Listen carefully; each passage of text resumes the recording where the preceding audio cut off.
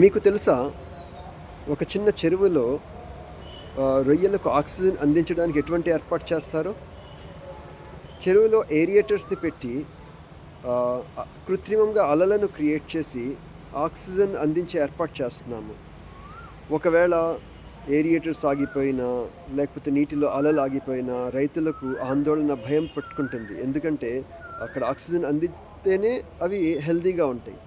మరి అటువంటిది ఆహ్, పెద్ద పెద్ద సముద్రాలు, మహాసముద్రాలు వాటిలో ఉన్న సకల జీవరాశులకు ఈ గాలిలో ఉన్న ఆక్సిజన్ అందించే ఏర్పాటు ఎలా జరుగుతుందో ఎప్పుడైనా ఆలోచించారా? సముద్రాల్లో ఎప్పుడూ కూడా ఒక్క సెకను కూడా ఆగకుండా కంటిన్యూగా అలలు, కెరటాలు ఎగిసి పడుతూనే ఉంటాయి. గాలిలో ఉన్న ఆక్సిజన్‌ని కలుపుకుంటూనే ఉంటాయి. ఇంత అద్భుతమైనటువంటి ఏర్పాటు ఎవడు చేశాడు? ఇది మనం కాస్త ఆలోచించాలి.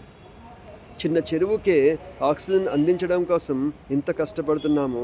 మరి అంత పెద్ద పెద్ద మహాసముద్రాలలో ఉన్నటువంటి జీవరాశులన్నిటికీ ఆక్సిజన్ కోసం దేవుడు చేసినటువంటి ఏర్పాటు ఎంత గొప్ప ఏర్పాటు. ఆ కెరటాలను ఎవడు ఏర్పాటు చేస్తున్నాడు? ఆ అలలను ఒక్కసారి కూడా ఆగకుండా కంటిన్యూయస్‌గా ఎవడు క్రియేట్ చేస్తున్నాడు? అన్న విషయాన్ని మనం ఆలోచించాలి. ఇక్కడ ఇదంతా చేసేటువంటి ఆ సృష్టికర్తను మనిషి గుర్తించాలి. ఆయన ఈ భూమి ఆకాశాలకు అధిపతిగా గుర్తించాలి. చావు పుట్టుకలకు కారకుడిగా గుర్తించాలి.